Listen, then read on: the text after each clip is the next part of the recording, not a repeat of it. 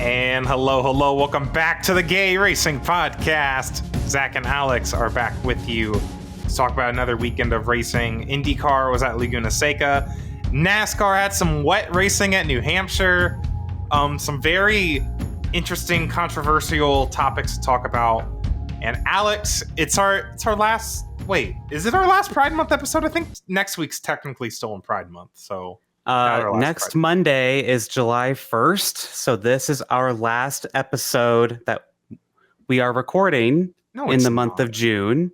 However, this is not the last Pride Month episode of the month, because tomorrow we're putting out our interview with 23XI's JR Houston.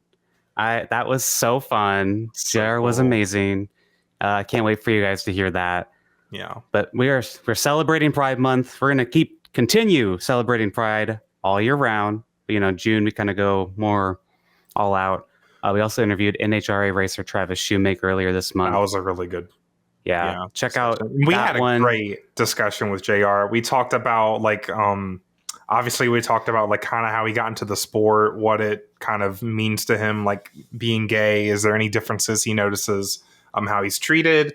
We talked a little bit about how, the workload and the life of being someone that working in racing, how difficult it is. We had some really cool discussions. We even afterwards got to talk a little bit about Bubba Wallace and the playoff situation for them right now, which was really cool. Yeah. So it was a very fun conversation, and I'm very excited for you guys to see that episode. If you're listening on June 25th, Tuesday, it might already be up. So go ahead, check that out. After you listen to this episode, though, of course, don't go anywhere. Yeah. Don't go anywhere. You got to listen to this first. I guess you don't. But it doesn't really matter. But if you do finish this episode and you're like, oh my gosh, I want to hear that now. If you're listening on the Monday, June 24th, it's over on our Patreon. It's been over there if you want. Otherwise, it'll be up tomorrow, Tuesday, patreon.com/gayracingpod. Yeah. But a lot of fun. Both JR Houston, Travis Shoemaker, awesome guests. Love really good. Those are some of my favorite guest episodes we've ever top done. Tier. They're so cool. Getting to actually talk to people in racing that are gay. Yes, that are like us. Yeah, they're like us. So the rundown today: NASCAR at New Hampshire and their weird wet race that. This was a weird weekend of racing. It was a weird weekend of racing. Well, kind of. IndyCar at Laguna Seca was very run-of-the-mill. It was an IndyCar race at Laguna Seca. Alex Palou won. Yawn. But he did it in the gay car, so we're going to talk about that and how cool that is. Yes. God, we got a lot of tea this week. There's a lot of tea. Hold on. We have IndyCar driver changes. McLaren. I can't even. I don't even know what to say about them. Honestly, I forgot that happened. That happened in between our last. Well, I'm so used to them changing drivers every week. I'm kind of just they changed drivers again. Yeah. We'll talk about all that. Some NASCAR silly season stuff, and so NASCAR at New Hampshire. Yeah. Christopher Bell wins. Which, he would have seen that coming. I don't know. Christopher Bell at New Hampshire, he not only won the Cup race, he swept the weekend. He won Xfinity as well. He has, I think 6 wins across Xfinity and Cup at New Hampshire, and he's only been racing there since 2018. Yeah. Christopher Bell was the main character this weekend in New Hampshire. And again, in the tea, we'll talk about silly season stuff, but he spilled some tea of himself this weekend. Reporting again, we've talked about this before already, but Chase Briscoe replacing Truex next year in the 19 car. Yeah, everyone knew JGR. Everyone already knew about this, but it's really funny that Bell announced it. He was so cute when he said it. He was just so cute. He was. I don't know. I want to know who he was looking at when he said it. He was in that video, his face gets so red, and then if it auto plays again. His face is so white. It's oh my gosh, he was blushing big time. It was so cute. He's so cute. I love him. Oh my God. I'm so in love with this man, actually. Yeah? I think I'm a Christopher Bell fan. I mean, I gotta take my Joseph stuff off the wall, so maybe I'll put some Christopher Bell stuff there to replace it. I can just take all the stuff that says 2 and just add a 0. Christopher Bell. Has it even been a month since the Indy 500? We're I think it's the day. I think it's like the 24th. In 2 days, it'll be a month since the Indy 500. Oh, really? You're already about to move on. Well, we'll talk about that later. We'll talk about Christopher Bell. We're talking about the boy Christopher Bell right now. What a season he's having! 3rd win, and I don't think he's gotten 3 wins this early in the season before. He's on a roll. I mean, he was fast at Gateway a few weeks ago. He was pretty fast at Iowa, even through having issues last week. So, and he had to do it in these very not traditional conditions. Like, he led early in the race when it was still dry, but then he kind of lost the lead, lost some track position. But then when the rain started to come and the track was wet and there was a rain delay, once they got back going, it went right back into the driver's hands. We saw Bell and Larson, 2 dirt track racers. They were making their way through the top 10, and it was really cool to see. And we'll talk about kind of the wet racing in a little bit, but Christopher Bell. I mean, he deserved that win. He had some amazing restarts, especially with Chase Briscoe starting second. Which Chase Briscoe, he has a habit of taking out the leader, and also it is very poetic. You texted me. I think it was Bell you were worried about wrecking because he was your fantasy pick. And you're like, oh no, this is worse. Briscoe's going to take Bell out. Briscoe's taken it was like Bristol Dirt, the Coke 600 one year, Indianapolis Road Course. So he takes the leader out so many times. I'm just like, this is not happening. But Bell got amazing restarts. And can I just say, Zach, I want to give Slay of the Week to me because I am Christopher Bell. That is, we all know. You do look a lot. Doesn't Alex look a lot like Christopher Bell? We've gotten YouTube comments to say that. It's been an inside joke between you and I for years at this point. Love Christopher I did such a great job. Yeah. Yeah. Pretty cool. Are you talking about me or the I love Christopher Bell. I don't like you. I'm here for work. I'm here for the good of the LGBTQ plus community. I'm not here. Okay. We're just boyfriend teammates. We're boyfriend teammates. Stupid boyfriend teammates. Anyway, let's talk about tires because what is NASCAR doing, man? They're over. Dude, that race yesterday was so stupid. The New Hampshire race was fun. Yes, it was stupid though. I was liking it. I really was. But NASCAR's like, you know what? I'm going to make this so annoying and frustrating to watch. Just let them change tires if they want. Let them run whatever tires they want. Why are you making this so difficult? NASCAR. I'd hardly call it a motor race. It didn't feel like racing yesterday because they couldn't put tires on their car, whatever tires they wanted. Like, Matt Weaver had a really good tweet, and I wish I had it up, but he said that NASCAR has been making baby steps with this. Like, they first started doing this like a non-exhibition or an exhibition race. Then they did it in a truck race. Then, we saw at Richmond earlier this year, they did it at the start of a race. And that's kind of the main intention of these tires. If the race gets rain delayed, well, we can start it on the wet tires to start it maybe 30 minutes earlier, right? Right. But what has never happened before, which I think is what kind of caused a lot of the, I guess, the NASCAR being very conservative yesterday, is the fact that this was going to end the race, right? 80 laps ago, there's huge consequences. Everything's on the line, maybe a win in a playoff position. So I understand why NASCAR is very conservative in that aspect, and this is still kind of a new thing for them. I get that. I get it. But dude, we can't do this again.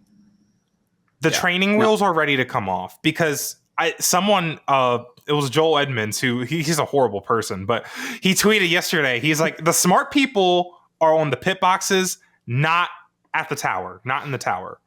Right? Mm-hmm. Let the smart people, the crew chiefs, make the decisions on what tires need to be put on. Because, to be honest, yesterday, I thought those NASCAR officials have never seen a race before that wasn't NASCAR. Like, they've never seen an actual motor race before.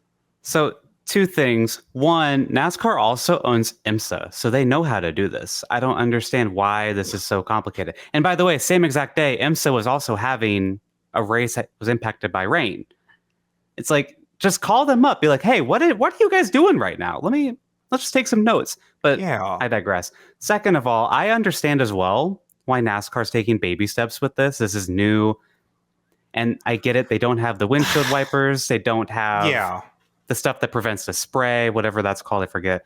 But it's like, you're making this too complicated. At the mud flaps, yeah. But at the bare minimum, please let them change tires when they want to with these tires, and stop throwing flags if you're going to make them change back over to the regular tires versus the wet weather tires, or vice versa. Making it too complicated, and it's not fun to watch. Like, yeah, I think it's fantastic that we now have a way to, bypass a whole bunch of time with track drying. That's amazing. Like, I think this race would have been called yesterday earlier if it didn't, rain, or if we didn't have these tires. I mean, but it's not this complicated. I just don't understand why they can't just back off, let the teams figure it out, let Cliff Daniels figure it out, right? I mean, this is the top let these guys do it. Stock car series in the world. I mean, these are some of the smartest people that these race teams could find. They pay them huge amounts of money. Well, I don't know if it's huge amount. JR Houston made it sound like it's not a lot of money. But still, like, these are the very smart people that are down on pit road. They will know what to do. The drivers know what to do. Kyle Larson yesterday was ready for dry tires, right?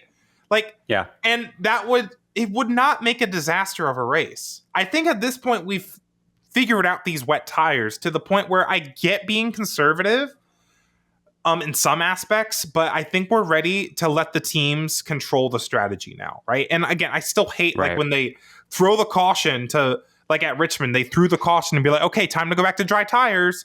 Like, no, don't hold their hands. No. And you see, Zach, that was another thing I hated.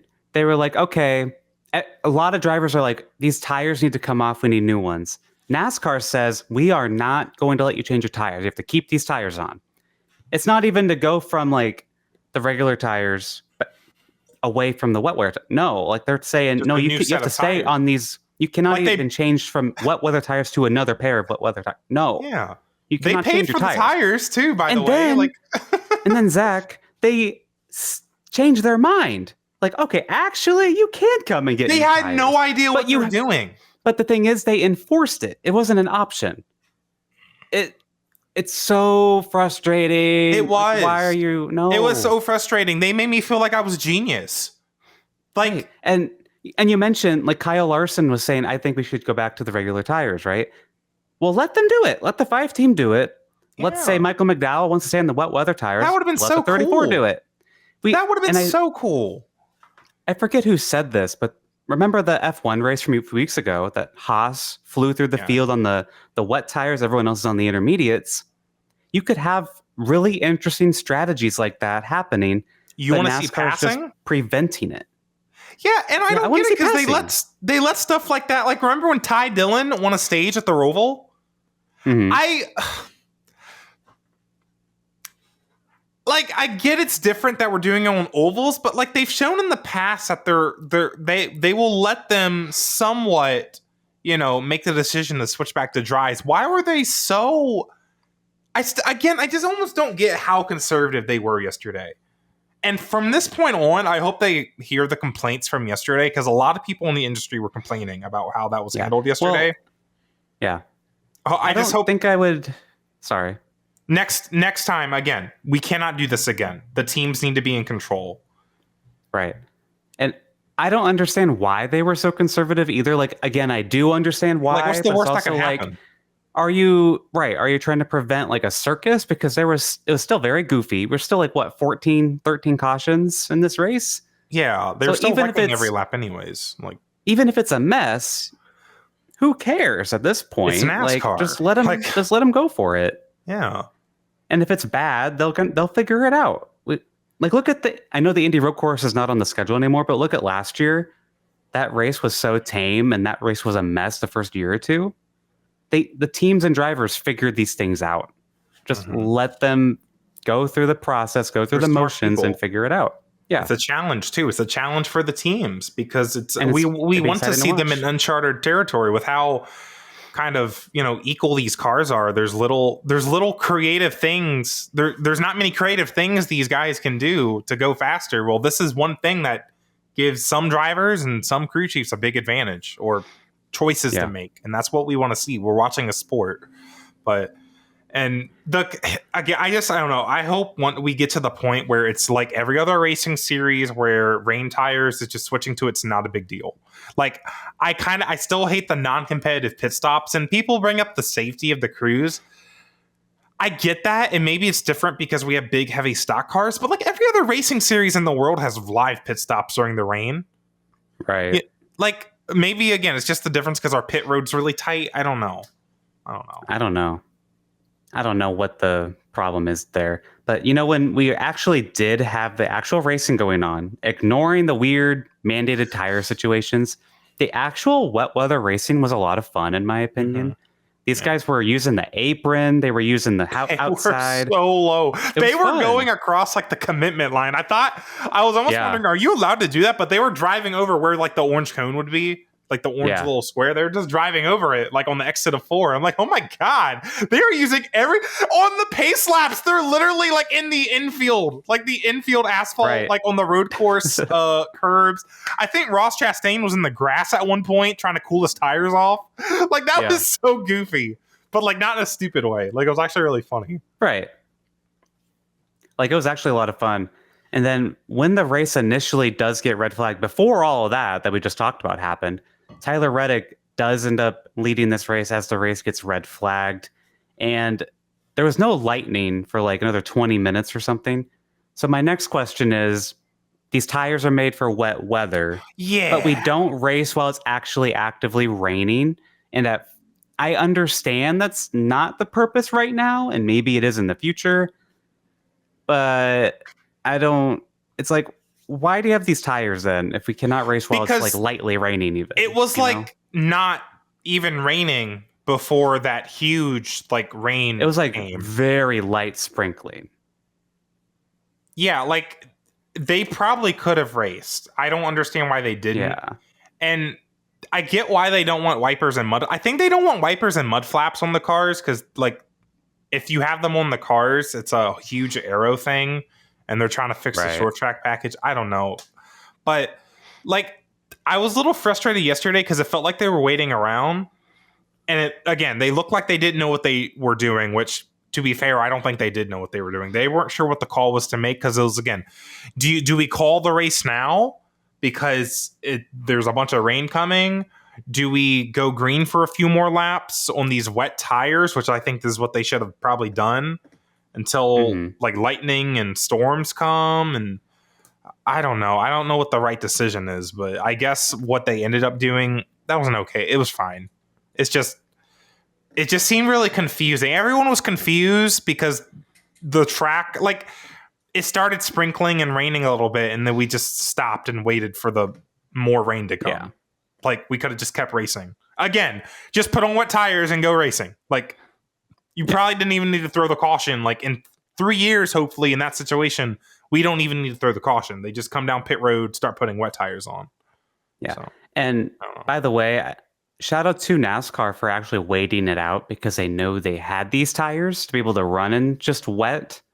That does make a huge difference. I'm glad we got the full race in. The forecast didn't look good all week, but they got every single lap in. And I don't know. There was a point where I was like, well, Tyler Reddick's probably going to win this, but obviously with these tires, that didn't happen. So there's pros and cons. I mean, it felt weird because it felt like NASCAR can make any decision that they want to because the rule book lets, like, there's no like actual like precedent set for this situation. And NASCAR got to decide, well, do we want Tyler Reddick to win? Like, I know that's not what happened, but it kind of felt like that. Like, well, if we want Tyler Reddick to win, we can just call the race now. But if we don't want Tyler Reddick to win, then we can just do these wet tires. That's not what happened, but that's what it felt like for a little bit. I'm just saying. It's a little silly. And, well, this is a fun topic because Denny Hamlin and Kyle Larson, they got into it once again. And has he tried passing somebody without, like, just completely, like, dooring him? Kyle Larson's spotter told Kyle that Denny keeps doing that because Larson lets him do it, and Larson said to shut the F up. Zach, you are a Larson fan. What is your thoughts on this? You're not a Larson fan. What are you talking about? What are you talking about? I'm not a Larson. You have a mini Kyle Larson in your background. Listen, here's the thing. I got a few things to say. Number one, I get it's hard to pass at New Hampshire, but can you try to pass him without completely running into him, Denny? Like, he was going to put him in the wall. Or maybe not. Well, I don't know. Is Larson's spotter right? That it's because you let him do it? Oh, 110%. Larson's being a little... Okay. Larson's a little... I think he's a little too nice. Okay. Oh, but if you ask Twitter, Larson is this... Oh my God, Larson's the most aggressive person on the planet. He's always wrecking people. Yeah. There's a tweet last night. Someone said, well, I could make a compilation of every time that Larson's done that. It's like, okay, where is it? Is the compilation in the room with us? I can think of one time, and it was that moment in the Clash. Fontana? Oh, no. Well, when he wrecked Justin Haley? Yeah. Well, in the Fontana thing, I thought, yeah. And I thought the Fontana thing was just funny. Yeah. It's like, okay. Oh, and he bumped Chase Elliott that one time at Watkins Glen 2 years ago. What has he done this year? He made that really tight pass on Chris Buescher without touching him. Oh, I thought he normally wrecks people. Oh, what? People didn't like that he went straight at Kansas coming to the line. Is that what you're talking about? Oh, wait, yeah. And then he made contact with Buescher then. Trying to win the race. Oh. He didn't even wreck him. But I don't know. I just thought the whole situation was funny. And then there was a picture of Kyle during the rain delay where he's sitting there by himself. My baby boy. Poor thing. Come here. He looks sad. I want to beat Denny's ass. Making my boy upset. I hate Denny Hamlin. Listen, I'm from Virginia. I'm in Virginia. I'm a Virginian, right? Denny Hamlin's from Virginia. I love Denny Hamlin. I love the FedEx cars. I love Denny. He's hot. He's so funny. And he's great. I cannot be a Denny Hamlin fan anymore. Because he's too much of a rival to Kyle Larson. And yes, I'm going to pick favorites here. I just can't be a Denny fan anymore. I was kind of explaining that to you in text over the weekend. It's just... Yeah, you were. It's hard for me to like Denny when he just keeps I don't know. He's always... His success normally comes at Larson's expense. That's what it feels like. So it's just a fandom thing. Yeah. It's just yeah. I have a love-hate relationship of Denny Hamlin. Right. Yeah. And... this is a fun one. Final topic here in NASCAR, Kyle Busch. What happened? Listen, again. I want all of you to apologize to me for clowning when I said that Kyle Busch would never win a race again, that he was going to flop this year. Didn't I say he was going to miss the playoffs? You did. Wow, that's if that crazy. happens, I will roll back that clip and post it on TikTok. Don't worry. I got you. He's not going to make the playoffs, certainly. I mean... He crashed under yellow. I get it was wet. I probably would have done the same thing, but I've crashed under yellow in iRacing sometimes. He crashed twice in this race, and then he crashed a third time, under yellow after the delay. I think he wanted to go home, but he waited till after the rain delay to crash again. What? Bro, just go home. Trying to go home so bad. How many DNFs? Honestly, Zach, it's kind of sad. Because this guy was oh my gosh, is anyone ever going to beat him? Dude, he's finished 35th in 3 of the last 4 races. Oh, girl. And it's not sad. It's not sad? I think it's karma. Oh. I think it's all that's that the Dale Jr. fan. Gotcha. From him, I think it's from him bushwhacking all those years. It's the karma. Or it's the karma from him just... When he flipped off the official at Texas, karma for that. When he wrecked Ron Hornaday, karma for that. It's just karma. It's all caught up to him. Karma's listen. Karma's not gonna catch up to you ASAP, right? It might wait. And it waited. Now, he's in a bad spot in points. He's even further below the cut line than he already was. And Zach, do you have the points to show our video viewers? I'm working on it. Because I'm working on it. The points don't look good for Kyle Busch, and I think things have changed. There we go. Thanks to our friends at CBell. He's so cute with that lobster. Thanks to our friends at NASCAR and NBC for this. They posted this on their socials. But look at Kyle Busch, minus 45 below the cut line. Joey Logano is now in. He's plus 13. Bubba Wallace is minus 13. Yeah. So Logano and Bubba kind of swap spots there. In. For JR Houston, I want Bubba in. Right? Me too. We got knockout. I mean, I want Joey to miss it, to be honest. The drama of Joey missing it. The drama of Joey and Kyle missing it would be kind of crazy.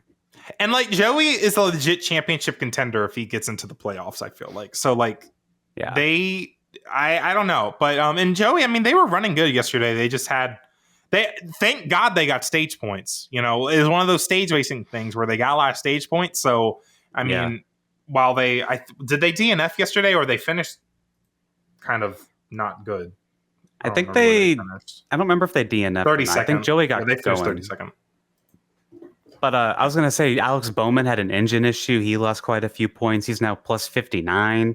Yeah, he still has a decent cushion, but if as long as they can just keep the consistency up, he'll be okay. But yeah, I do want to shout out. I said last week Josh Berry could be a dark horse, and he was up there at the end.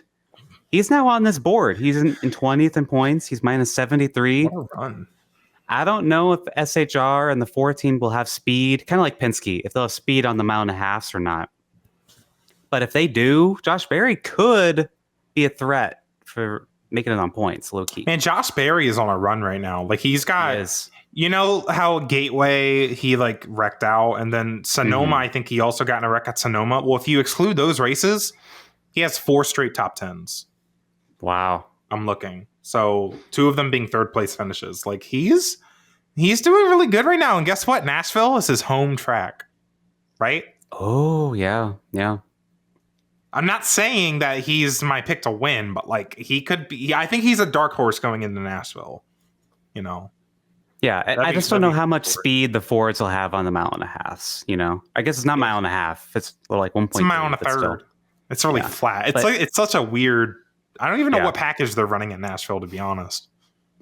I'm assuming it's I think it's the Speedway package. Speedway, yeah. I don't know. IndyCar's running the short oval package when they go. Yeah, who knows? Who knows? you did mention Bubba fell out. You'd like someone else to go back. You know, him to go back in. Someone else fell out. Where's Ty Gibbs been? I mean, it says he's plus 82 here. Where's he been, right? Where did he finish? He finished 16th yesterday. Yeah, he's just been... I don't know. He just hasn't been running with his teammates, and is this just inexperience showing? I mean, that's only his second race there at New Hampshire. But now we're getting to the part of the schedule where like he raced in 2022 when he replaced Kurt. So he's going to Nashville. Well, this will be his second race at Nashville, I guess. But I don't know. I mean, it's fine. Hey, he's still in the playoffs. Like, I think him to make the playoffs on points, I think that's a huge achievement for someone in their second year, to be honest. Yeah. It's just like we were singing his praises at the start of the year. We thought he was going to win a race. He still could win a race this year, but it's just he's not the same. Yeah, he hasn't been up front. It's probably just a bit of a slump, which, you know, I mean, it's to be expected. This is only his second full-time year. It's to be expected. And again, he's still doing great. I mean, he's 13th in the playoff grid. Like, that's pretty good. So, you know, 11th in the regular season standings. Like, it'll be okay. Yeah. Not bad. And before we go into IndyCar, just a little reminder, you can get at Home Field Apparel, you can get 15% off your first purchase with our code GRP217. Yeah. Make sure you get on that. That's on your first purchase at Home Field Apparel, GRP217. They have Hendrick stuff, McLaren stuff, IMS stuff, and a lot of other college sports, a lot of other things outside of racing. They have a lot of cool stuff. So check that out as well. But Zach, we are entering IndyCar at Laguna Seca, and not a good race, in my opinion. Well, I barely watched because I was watching NASCAR, dude. Me too. I was telling you, this is my least favorite track on the IndyCar schedule. Like, I wouldn't call Thermal a track, but Laguna Seca is just kind of a schedule filler, and IndyCar is too small of a schedule to be having schedule fillers. I feel like people would really disagree with you. I feel like Laguna Seca is like one of the most popular road courses in America. And I don't necessarily get why. I the course crew is cool. They've had some really iconic moments, like in IndyCar racing specifically. Like back in the day, I think it was Alex Zanardi doing that pass in the corkscrew, like we were in the dirt. Is that it though? Is it just the corkscrew? Like, I don't know. Other parts of the track, I'm just like, I've run it on iRacing in different cars. It's cool. There's parts of the track, like there's a little kink going up the hill towards the corkscrew. That's really a thriller to hit, right? But yeah, I don't know. For IndyCar, it's hard to pass. It's really hard to pass. There's people going off in the dirt. So we looked like clowns yesterday out there. People kept running off the track just for going side by side. Like they weren't even touching each other. They would just get offline, and maybe it was just so dusty, but they lost grip and just went off into the dirt. Like it was kind of... It just got to a point where I was like, I don't want to watch this. Like, what do y'all think about Laguna Seca? Like, our listeners, like, let us what know. do y'all? Because, like, are we wrong? Are we just like not cultured in Laguna Seca? Yeah, because to be honest, before IndyCar went there, I never really watched the series that raced there. And don't get me wrong, Sonoma's not any better for IndyCar. Sonoma basically got replaced by Laguna Seca on the IndyCar schedule a few years ago. And it's the same thing. I just don't care. I really don't. And they both got the championship finale for some reason. If only Fontana still stood, then we could have a cool track in California in addition to Long Beach. But alas. Go to Dodger Stadium. God. But I want to actually talk about something really cool is that Alex Palou won this race, which of course he did, but he did it in the Pride livery, and Zack has on the Romain Grosjean Pride jersey. Who? I don't know who you're talking about. Who is that? Romain Grosjean. I don't know who that is. I don't know who that is, but DHL, that is so cool that they got a win in the Pride livery. I love it so much. It's a huge deal. I think it was the last time they were running it this year, too. I think so, right? So, thank God, because he won literally the last race before Pride Month. Well, I guess not. It wasn't Indy, but... Or like the last time they didn't run that car, he won. That's what I'm trying to say, at the Indy Road Course. Yeah. But, yeah. Thank God he won. So cool. I think it's kind of another full circle moment. Because at the start of the podcast, we were like, we want to see Pride liveries. We want to see Pride paint schemes. We want to see a little Pride logo. How dare you want to be represented? What do you mean you want to be represented in your favorite sport? You're so ungrateful. But not only have we been represented, no, you're good. Have we been represented by a championship winning team and driver? Like we just won a race. Like we as a community were just represented Pride on livery, a car. That car represents the LGBTQ plus community, not Jeff Gordon. And there's still like little things like I wish people would like bring that up. But it's a Pride livery. Like, I feel like these other little things, like, especially like in NASCAR, like, oh, this is supporting the troops and blah, blah, blah. And that's important. Yeah. But like, it's just little stuff like that never gets mentioned. Yeah. And I'm shout out to our friend Ryan DaCosta, who runs IndyCar on NBC on Twitter, because he put a little Pride flag. He mentioned the Pride car wins at Laguna Seca. Like, he had the paint scheme and the graphic, or I don't know who made the graphic, but it was just like, yeah, that's nice. That was a good shout out. Thank you, I personally messaged Ryan like, thank you for doing that, because it's not that hard. It's not that hard, but it's also like you're NBC Sports. That is it's a huge deal. A lot of people are going to see that. It's a huge deal to a lot of fans. It's important too. Yeah. Like, and yes, there are going to be fans that get like, all crusty about it, but like, yeah, they're going to get crusty about it because they're homophobic. Yeah, there's homophobes everywhere. Who cares? Yeah. They got to deal with it. Like, I don't care. Y'all should have seen what I had to deal with last week. People were crazy. Insane, actually. Yeah. But, yeah, Alex knows what I'm talking about. People are crazy. But happy Pride, guys, because what a way to end Pride Month. And we talked about what you're talking about, Zach, with the whole sponsorship stuff with both Travis Shoemake and J.R. Houston about how, pride in motorsports is a complicated thing. We talked about it in both of these interviews. And this is such a fitting way to end the month. We talked about this kind of thing all month long. And then the gay car goes and wins. It makes me happy. It makes me very happy. For once, I'm not upset about an Alex Palou win. Are you sure? Because that was my fantasy pick in IndyCar. I don't know if you forgot. Shut up. Literally shut up. Again, this is why I'm here for work. Oh my God. I'm here for the good. I'm here for you guys. The LGBTQ plus community. You little gay people. I'm a part of the LGBTQ plus community. Unfortunately. Oh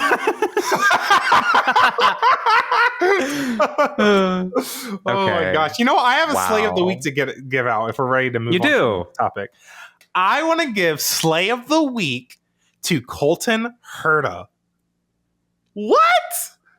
Crazy. Never before seen on the Gay Racing Podcast. Listen, I got to give credit where credit's due. Colton Herta had a clean race yesterday. He brought it home second place. I bet he gained I don't know if he gained positions in the championship, but certainly he didn't do any damage in the championship, right? Like, he had a nice clean race. He didn't shoot anybody at race control. He didn't bring his gun that he said he was threaten. Going to. Half joking. He didn't whine about. I don't even think he said a word about Team Penske this weekend. Crazy. Maybe it's because they were all spinning out in the back. Literally, all three Team Penske cars yesterday spun out in the back in the dirt. So maybe that's why. Maybe he just didn't see them at all. Maybe he forgot they existed. So you know what? I think Colton, he must have taken my advice from last week. I think he took my advice. So good job, Colton. Slay of the Week. So no, I'm not a Colton Herta hater. I'm just a critic. And I got to give credit where credit's due. I commend Colton Herta on his successful weekend at Laguna Seca. If I can counter this for a moment, because I sure hope Colton Herta can finish a full race at Laguna Seca, the one track where he doesn't crash at. He has like 2 wins here, right? Yeah. Like, this is the one track where I'm like, I could see Colton Herta winning here. The one track on the schedule. It's like, good here. He could Slay of the Week just for doing what I expect him to do. Okay. I might be a hater. You're a critic. I might be a hater. I don't know. Well, I just wanted to be nice. Yeah. I bet some of our listeners love Colton Herta. Oh, yeah. Because they're gay. Oh. Call him out. Call him out. So you'll be nice to Colton Herta, but not me? Okay. Yeah. Oh, no response. Well, hell, you won the NASCAR race yesterday because you're Christopher Bell, and you picked the IndyCar winner. So I guess you did. You swept the weekend. Yeah, exactly. Maybe I should be nice to you. Maybe I should give you Slay of the Week. I won't, but I should. So mean, you guys. I'm so ready for Pride Month to be over. You think I'm mean to you? Get ready for this next topic. I was just about to say, this is about to be so sad and mean. Joseph Newgarden had an awful race, but then he got really lucky, right? IndyCar did their fun little thing where they're like, we're not going to throw a caution. There is a car stalled on the track backwards, but we're not going to throw a caution because not everyone is pitted yet. Joseph Newgarden comes on in and pits. He's on a whole different strategy. Comes on in and pits, and they throw the yellow while he's in the pits. So now Joseph is second behind Alex Palou, who's in a whole different zip code. So it's like, and social media blows up because they're like, oh, of course I do it when it's like, Joseph's. Like, honey, they've been doing this for years. They've been doing this forever. This is not invented today. No. But then, guys, this is where it gets great. And this is where Zack's going to be really mean.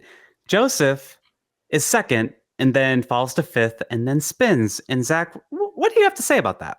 Well, it's not even that. At the beginning of the race, he was like outside the top 20 because he went off the track at one point. And then when he was exiting pit road, he failed to exit pit road safely. Because like Laguna Seca's pit exit's very weird. You have to be very careful or you're going to get off into the dirt. Like, he made so many mistakes yesterday. I'm just like, what the hell is wrong with him? Right. What is going on? You just went from almost winning Road America, qualifying really good, to now this weekend you missed the top 12 in qualifying. Where have I seen that before? Yep. And then you have that embarrassment of a race yesterday. You're our Indy 500 champion. This week I got my second Indy 500 win, like framed artwork thing. And I took a picture of it and tweeted it. Joseph saw it and liked it. Team Penske saw it and liked it. You about to take him down? I'm not. I don't know. If I buy some Christopher Bell stuff, I'm gonna need some room. And I got a whole shelf down here. I might have to pack those up. But I just want to slap the hell out of him. Like, what are you doing? You need to wake up. He needs to wake up. Because he was asleep yesterday. He must have had some of the Laguna Seca sand in his eyes. I just don't get it. How is he that bad? What has happened to him on road courses? But at Road America, he was fine. Yeah. Like Team Penske, it might have been a Team Penske thing. Because they're running a circus. Yeah. Penske's been too busy goofing around at Le Mans and goofing around at Watkins Glen. Bring back Jonathan Duguid. That's our problem. Tim Cindric needs to get suspended again. That's our only hope. I texted you saying that Tim needs to cheat again so we can send him home. Something changed at the Indy 500. Like, he was good again. I don't know what happened, but now Tim's back and we're back to where we were. I don't know. Like, I'm half joking, but it's also like, what is going on? Like, I don't know. Trying to get the points graphic up, but yeah.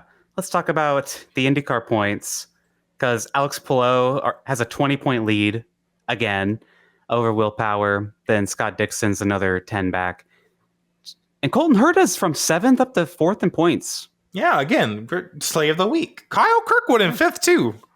We haven't been talking about him much, but he's been quietly up there. Kyle Kirkwood had a really good start. He actually took the lead from Palou at the start. Yeah. I was very impressed with that.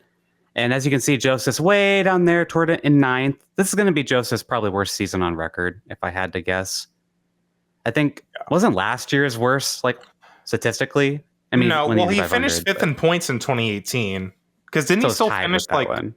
Oh, he finished 5th last year? I didn't even realize that. Yikes. He's washed. I mean, like the boat sailed. Oh yeah. So the thing is, I don't think Joseph's winning the championship this year. He's already 100 points behind. I think that chip's long gone. Even with all the ovals, I don't know. He's probably still going to win like 3 races at minimum. You have 2 Iowas, you have 2 Milwaukees, you have Gateway, and you have Nashville. He's probably going to win at least 3 of them at minimum. I think I'd be shocked. It's not happening for him this year. Yeah. It's so sad I don't even want to talk about it. And like Scott McLaughlin too. I feel like Scott McLaughlin was having a really good season, but he's just had like from Detroit to now, like yesterday he spun late, finished outside the top 20. Yeah. It's just like Team Penske's having such a flop year in IndyCar. Even though like they're winning a lot of races. I guess just 1 win each driver, but still like they're winning, but man, it's just disappointing. They're letting Ganassi win this by just doing nothing. Scott Dixon's had some bad races too. Yeah, and Dixon's still in it.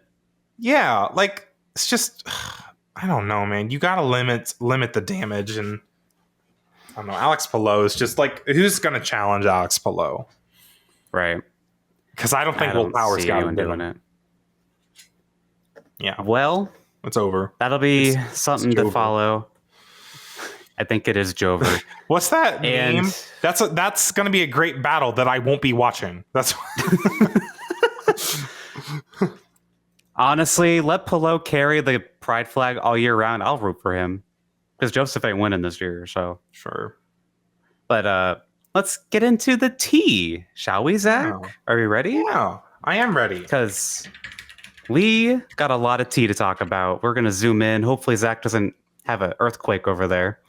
So you wanted to start the tee off with the return of Tweet of the Week, right? Tweet of the Week. I saw a really good tweet over the weekend. So I tweeted, it's not my tweet. This is not Tweet of the Week, but this is what started it. I tweeted that I really liked Hailie Deegan's paint scheme. She wrecked for like the third time in the race or something. I don't know. But I really love her paint scheme because it reminds me of a pride flag. It just feels like it's begging to be a pride paint scheme.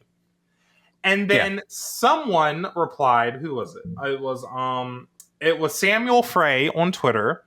They replied with Tweet of the Week, quote, I mean, tequila does make a lot of dudes gay for a night because it's a tequila sponsored car. It does make tequila, it makes a lot of dudes gay for a night, tequila. So, I mean, fair enough. So again, it's begging to be a pride scheme. And, you know, Alex, you must drink a lot of tequila. Because you're really gay. I think it's you. Is that what's going on? I think it's you that drinks a lot of tequila. I've never had a sip of tequila in my life. I've never had a sip of alcohol. Well, I guess you must be doing more than tequila or something. I don't know, man. I think low key though, the polysexual pride flag are these colors. I looked it up. Really? Oh, that's awesome. Oh. This is a polysexual pride car, if you ask me. Well, happy Pride. Happy Pride. That was so congratulations on Tweet of the Week, Samuel. Yes, congrats. We're going to continue Pride Month because guess what? McLaren has found another twink. A new twink. No. It's Twink of the Week. Twink of the Week. Give me the orange flags. Twink of the Week. That's what the orange is in the Pride flag. It's twink. It's for McLaren's twinks that they keep hiring. Oh my God. That's funny. In all seriousness, Nolan Siegel. Serious about this 6 car. No, there's nothing serious about McLaren right now. Let's be for real. Nolan Siegel is the latest driver to drive the number 6 car for McLaren on a apparent multi-year deal, which I'm sure they've said that before. He's replacing Teo Pourchaire at McLaren, and he's now the 4th driver in the 6 car within the last calendar year. So we've gone from Felix Rosenqvist, David Malukas, Teo Pourchaire, and now Nolan Siegel. Make up your mind, Zach Brown. Come on. No, I'm Squidward. It's like that SpongeBob episode. No, I'm Squidward. Like, who's? Are there any other Squidwards I need to know about? Are there any other Squid? That's what I'm. Are there any other drivers of the 6 that want to come out and like let us know? How many weeks does Nolan Siegel have? Because obviously the McLaren contracts mean literally nothing. Yeah. Like, why would they say he has signed a contract? Bro, that doesn't mean anything. Obviously. Yeah. And I gotta say, Alex Rossi must have a hell of a lawyer. I'm shocked he's still there. I am so shocked. He must have a hell of a lawyer. Like funny. He really must have a great lawyer. I am shocked that he's still there. I'm shocked he hasn't left because of the social media stuff. That's a joke. But also, like, how have they not replaced him? Honestly, like they're gonna keep Pato. That's like the only sure thing I think of over there. Rossi's been doing good this season, but like there was like periods where he wasn't doing good, but he's been doing fine this season. Yeah. And he's got like I think it's more like he's a bigger name. I think the thing this year is all these like younger and like inexperienced IndyCar drivers that like they have nothing behind them, no reputation. We don't need them. And maybe they have their contracts like written out in a way where it lets them do that because they are younger drivers or less experienced drivers. They probably don't have that for Alex Rossi or I don't know. Yeah. So I don't really have any thoughts on this. I'm just like, really? Again? We're doing this again. It's just, it does not make McLaren look good. And I feel so bad for Teo because he literally did oval testing. He's in for the rest of the ovals. He was going to do ovals. And that was like not even a month ago. Yeah. Right? Like, how do you say that? How do you announce that he's going to do the rest of the schedule and then like, oh my God, that tweet where Teo was like, I'm so excited to go to Laguna Seca. Yeah, that was not even a week ago. Yeah. And that there were theories that might have been some politicking or something, but still, like, It's so sad. I don't know. I mean, it's and listen, we were more on we kind of understood what McLaren did when they got rid of David Malukas. We kind of understood that situation. Yes. I don't think I understand what they're doing anymore. No. This one makes no sense. At this point, y'all should have just kept David Malukas if you were going to F around for 2 more months after the fact. Because Malukas is back. Malukas is driving again. Well, you might as well just doing? Keep him. Like, what are you doing? Because, we were understanding of McLaren's point of view with, moving on from Malukas, and they brought in Pourchaire. We're like, okay, they want a full-time driver. We get it. But they're not even sticking with Pourchaire. Matteo Pourchaire was, he's a Formula 2 champion. Like, he's a legit driver. And he was loving IndyCar. Yeah. He was going to do the ovals. I don't get it. He had a lot of potential. I think he'll find flop of the week to McLaren. Flop of the week. Because McLaren's on a bit of a hate wave recently because people kind of hate Lando now in F1 because Lando said hi to a fan during an interview or something. I don't know. F1 fans are so dramatic. Have you seen F1 fans on Twitter? They're like, this is why Mercedes secretly hates Lewis Hamilton. Oh. This is why Toto Wolff is the spawn of the devil. I have not seen this. I'm not trying to be mean, but F1 fans on Twitter are literally insane. I think there's some IndyCar fans that are pretty insane too. No, they're not even as crazy as I'm serious. They are actually they're so dramatic. Like they think everything is this big like drama. Like, did you see the way Charles looked at Carlos? That's why he's leaving. That's why he's getting replaced. Like it's stuff like that. Well, that's crazy. Really quick, IMSA happened this weekend. I had it on the first little bit until NASCAR started. 6 hours of the Glen. Let's give the event the name. Yeah, the 6 hours. 6 hours of the Glen. And not just an IMSA race. I was enjoying it. Most of the race was under yellow, I felt like, and then you were telling me when I turned it off that it was under red because of super heavy downpours. It's the same region of the country as what New Hampshire was. So it was the same kind of rainstorm that was coming through. Penske won, number 7. I'm glad they won something. And you can always count on the IMSA team. They'll always win when NASCAR's getting screwed by Michael McDowell, and then IndyCar's going off-roading at Laguna Seca. But no, Porsche Penske, and I don't know who was driving the car at the finish, but it was Felipe Nasr and I think it was Nasr. I don't know who else is in that car. I forgot. I think it might be Campbell. Campbell might be in the 6. Yeah, I think Campbell. Yeah, that sounds right. But I think another win for IMSA is that the reason why they're being brought up here is that they did sign a TV rights extension with NBC. And in the press release, it says they are going to be doubling the amount of racing that is on big NBC. So I think that's partially because IndyCar will no longer be on NBC. And that's a huge gain for IMSA, in my opinion, especially because a lot of people are going to be canceling Peacock. So it's like, well, put all of it on network, I guess. That's true. If you want people to watch IMSA, because they won't have Peacock anymore. Because a lot of the fans that watch IMSA probably also watch IndyCar. So yeah. I mean, that's a smart move, and okay. I ain't got anything to say. And now this next thing, we talked about it earlier. We talked about it last week. Quick mention though, Chase Briscoe is going to replace Truex at JGR. We already know this. Official announcement is going to come tomorrow as of recording. So on Tuesday, June 25th. Have you seen the debate that's been going on Twitter about like how Chase Briscoe's kind of overrated? I have. What do you think? I think I said on the pod, maybe I just told you that I think if he doesn't get a win or two, I think they'll can him for another Toyota driver. I think he's just the best option they have right now to replace Truex. I don't think he kind of reminds me of like answer of like an Eric Jones or Daniel Suarez when they were at DGR, to where it's like they're gonna get like maybe 2 years, but you have to perform. Like he's expected to perform out of the gate. Like I think Briscoe has the talent. I just don't think he's the best fit within that team specifically, right? So I don't know yet. I don't know.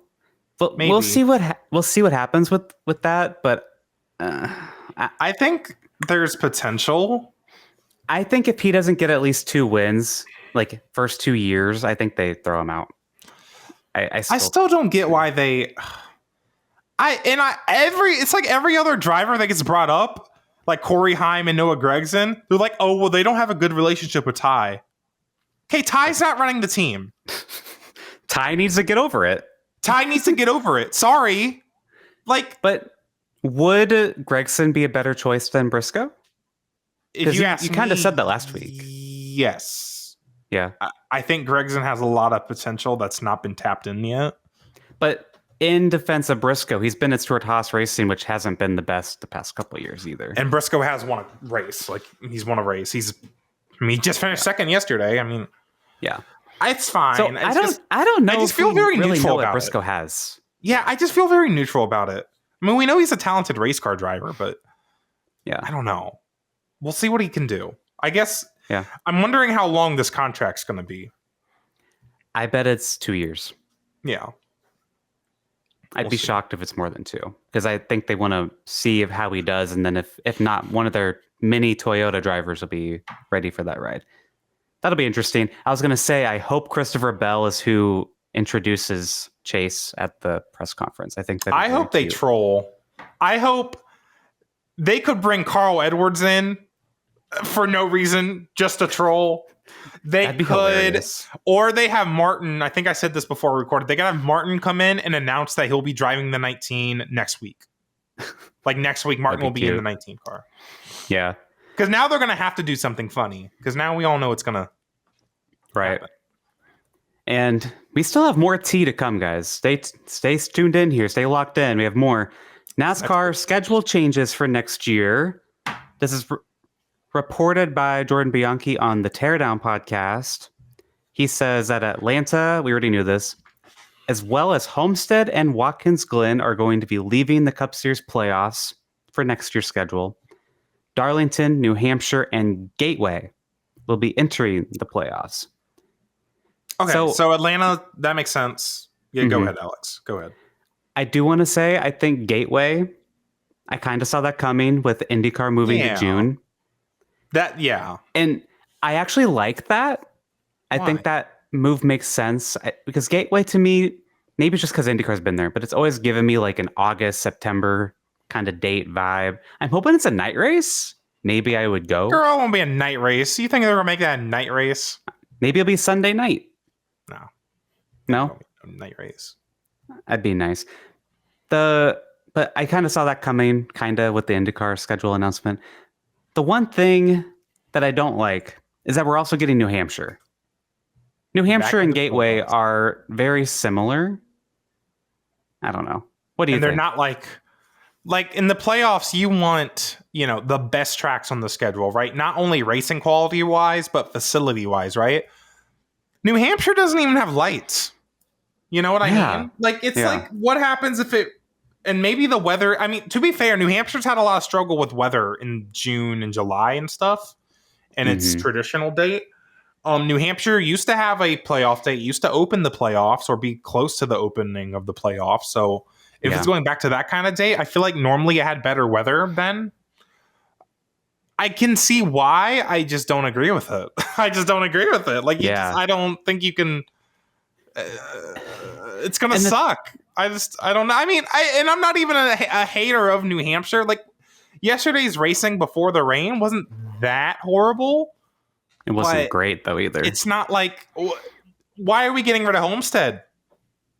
Yeah, why is Homestead leaving the playoffs? I saw some 15-year-old on Twitter say that, like, well, if they renovate it to be the championship race in 2026, okay, but like, is that going to happen though? Like, so if you move it early in March, then they have extra time before the next race to renovate it. But like, is that going to happen? On the Teardown, they were saying they want a race to replace Fontana to have another warm weather race available for early season, which Homestead would probably go back to where it was a few years ago when they took it out of the playoffs the first time. And I don't like that. I mean, that race last year was one of the best playoff races. It was. So that's frustrating. Half of the playoffs next year, potentially, are going to be on shorter tracks. And the short track package right now is not good. There's going to be 3 intermediates, I guess. It's going to be Darlington, Las Vegas, and Kansas. That's it. Yeah. Like, what are we doing? I don't know if I like it. I think if you did just New Hampshire or Gateway, one of the two. Yeah. Then I'd feel better about it. I feel better, yeah. Both? I'm almost of the opinion now, like, do we really need the Roval anymore? I almost want them to go back to the Oval, but then also, like, why are we getting rid of Watkins Glen? Put Watkins Glen back in the playoffs. That was probably just for this year because the Olympics and stuff, but still, like... Yeah, I figured that was a temporary thing. Yeah. But... Because I want a road course in the playoffs, but we need more intermediates in the playoffs, too. Like, we can't just have 3 when this car is built for intermediate racing. Like... Right. So I'm very frustrated. Yeah. I'm very frustrated by that. That's a little... Hopefully things change, but I get a feeling they're not, especially if Jordan feels confident enough to say that publicly. So I feel like that's probably certainly happening. Another thing that was reported this time by Adam Stern, he says that Josh Berry has had conversations with the Wood brothers to drive the 21 car next year. This came in a larger report that Kevin Harvick, now that the Fox portion season's done, he's focusing on his management company. Kevin Harvick Incorporated, basically, is now like a management company rather than a truck team. That's cool. It's he has a whole bunch of drivers. Harrison Burton, one of them as well. He's trying to get all of his drivers situated for next year. Josh Berry is one of them. He's got a lot of work to do. He does. Is it Ryan Preece in that too? Yeah. Yeah. I don't know where Preece is going to end up either. But that's... what is it? It'll be in the next topic. Oh, okay. So yeah, we talked about this last week. Josh Berry going to Wood Brothers. We think that'd be really cool with Rodney Childers. I would love it. Love it, love it, love it. You would get the 100th Wood Brothers win for sure. Please, that'd be really cool. That, and because people are very misunderstood about what the Wood Brothers is, it's just a 4th Penske car. It's with literally the Wood Brothers branding. It's a 4th Penske car. Yes. Like, so, and we see what Team Penske is capable of. They're one of the best Ford teams. Rodney Childers is one of the best crew chiefs in the garage. We've seen the potential of the 21 team. I mean, Matt DiBenedetto, he took it to the playoffs. Yeah. I mean, the 21 team, they can do this, right? Blaney took it to the round of 8. Yeah, exactly. Like, so that would be and it'd be a good fit too for Josh Berry, especially because he's Josh Berry. You know, he comes from late models. He's an older guy. Like, he's new to this, but he's an older guy. He's not like a young guy. That'd be a good fit. Like, he's a very old school racer. You know what I mean? So I think that would be a very good fit. Rodney Childers, and that's why I think very old school. Yeah, that's what I was going to say. That's why I think they'd be such a good fit, because Rodney Childers is also just very old school. He's been around for a while. It'd be such a good fit. I would love that a lot. That would be cool. And this last one, Gene Haas has decided he changed his mind because he's going to stay in NASCAR. He's like McLaren, yeah. He will maintain one of the Stewart Haas Racing charters, which that's a huge impact to the charter situation. He'll have a newer team called Haas Factory Team, and he says he plans to stay with Ford, and he's going to have 2 Xfinity teams, just as SHR has now. Zach, you kind of alluded to who you think the driver will be. Would you like to explain why? Well, I think in the Cup car, it's looking to be Cole Custer, because Joe Custer, his father, is going to be his father's going to be the president of the Cup team and whatever. Yeah. And they're going to have 2 Xfinity teams, right? They're going to keep those 2 Xfinity teams. Yep. I'm wondering if they're not just going to basically put Ryan Preece in their Xfinity car. That's what I'm wondering. Like, that'd be, I just don't know how, like the higher ups at SHR feel about Preece and like his performance and, you know, and stuff. Well, but if I remember right, Tony Stewart is who pushed for Preece to get the 41 in the first place. Yeah, that's why Tony Stewart won't be involved. Yeah, that's why I'm not totally sure. But who else are they going to put? Because like, are they going to keep Riley Herbst too? Like, what's going to happen with that? That's money, right? So who are they going to put in that seat if Cole Custer's going back to Cup? Which I think they should do, because Cole Custer's talented. I don't know, but I don't know what they're going to do. And honestly, what is this team going to look like? A one-car team? Like that's... are they going to ride in the back? Like what's going to happen? Well, Haas was never really a good team until Tony Stewart came in. And I don't know. It's weird that they announced that like we're selling all 4 charters, and then a few weeks later, Gene's like, never mind. Is that a result of like, you know, no one was buying, or like it's just better off if I just keep one of these and I can still make money off this race team and advertise my business? Going back to how it kind of was in the old days with Gene Haas, you know, just got my old 00 car out here and it's going, just doing its thing. It's chilling. I hope the number is 00. If not, go back to the 0 like he had with the net zero sponsor and everything. It better be 00. Cool. I'm pretty sure it will. I bet money. Yeah, that'd be cool. But yeah, I agree with you. I think Cole Custer's going to be the driver for that car. Cup at least. Xfinity, I don't know. I feel like unless Herbst is like, no, I want to go to Cup, and he finds some ride, I feel like... I wouldn't hate Riley Herbst and Cup. I wouldn't only because I see what he can do at the restrictor plate tracks or the super speedways. Right. Well, Zach, I think it's time for fantasy, and you and I had a pretty good weekend in fantasy. Yeah, we both got wins. You had Bell for New Hampshire, and then I had Pillow. That might have been my first win in over a year. No, I won Talladega last fall. I forgot with Blaney. I was going to say, I don't think that's right. IndyCar is off until July 7th in Mid-Ohio, but I do have the points lead there. Now, you've had the point lead all year. It's now 7-6. The one damn week I let you have Pillow. That was a mistake by me. That was You're such a good friend for letting me do that. That was so nice of you. Well, let's see who's leading the points at the end. Hopefully it's me. Right. I don't know if it will be. All right. Got the fantasy graphic pulled up. All right. Picking for NASCAR at Nashville. Sorry, I'm getting my picture up. I thought I had mine. I'm going to double check. I'm ready when you are. All right. I'm ready. All right. 3, 2, 1. I'm trying to pick Kyle Larson. This is every week. I don't know why it takes forever to load. There you go. You also want to pick Kyle Larson? Yeah, I'm sorry. Okay. Cry about it. I should have gotten the picture of him sitting on the pit box. That would have been so good. That's how I feel right now. I'm just like, oh. All right. Let me grab my next one.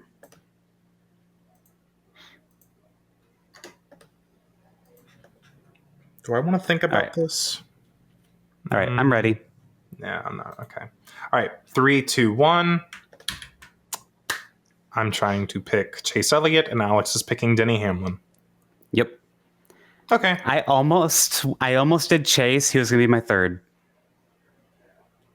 Denny was on my list, but he's had a rough last 3 weeks. I don't know. He's down. Like, he's still showing speed. Well, he didn't show speed at Iowa.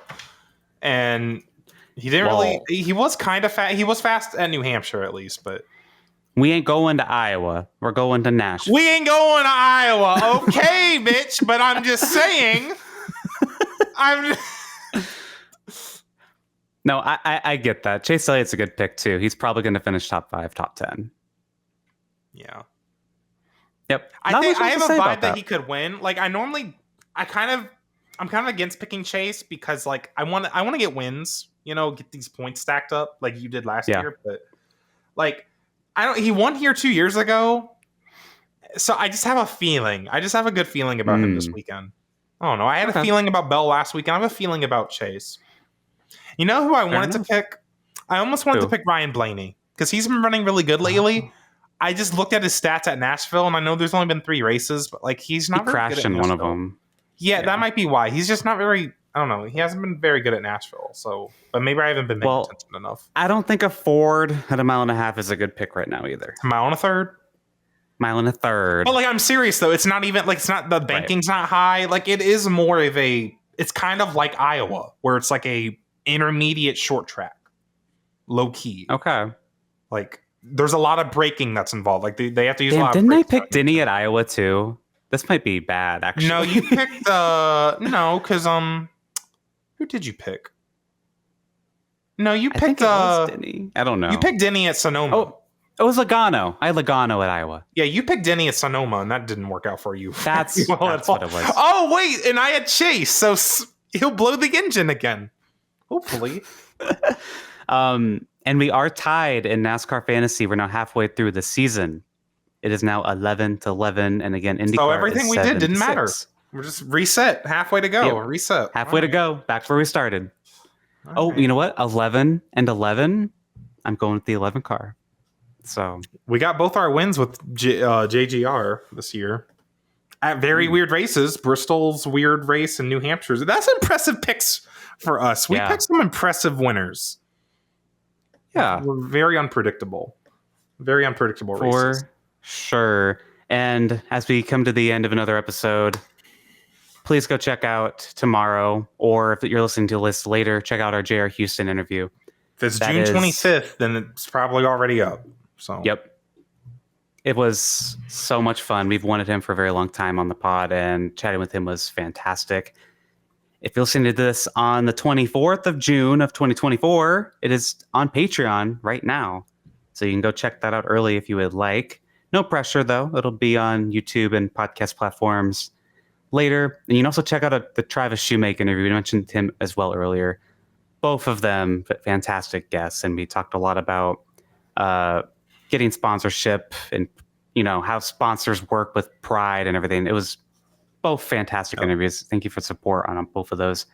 And I lost fantasy, so I read our kind comment of the week, don't I? Mm-hmm. This is from Joe on TikTok, who said, "Instant follow. So dope to see representation among fans."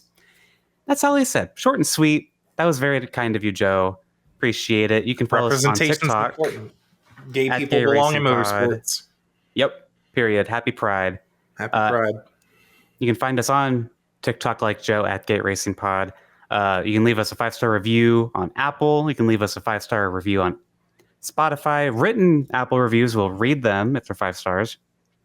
Again, 15% off your first purchase at Home Field Apparel with code GRP217. Again, they have Hendrick, McLaren, and IMS merch. We're going to wear our shirts next week, aren't we? Yeah, we are. We're going to wear our shirts next week. We're going to look so cute. And you can get those same shirts, 15% off. Just saying. You look just as cute as us. Yep. And you can follow us on socials at Gay Racing Pod, at New Gaden, and at Jamie Zack Racing without the G. Yep. All right. Thank you guys so much for listening. We'll see you guys next week to talk about NASCAR at Nashville and probably some other weird tea, because there's no other races going on, I think. Yeah. So I don't think so. I don't know. Maybe we'll talk about the Olympics a little bit. We saw Olympic trials over the weekend. We've been watching the Olympics a little bit. Yeah, Lee Diffie's been calling the track trials. It's been really fun. And what's the guy's name who did the Yu-Gi-Oh? Noah Lyles. Noah Lyles. Not only does he pulling out the Yu-Gi-Oh card, but he sticks his tongue out. He's like, I love him. Love him. He's great. World champion, by the way. So period. Yeah. All right. See y'all next time. Right. Bye-bye. Bye.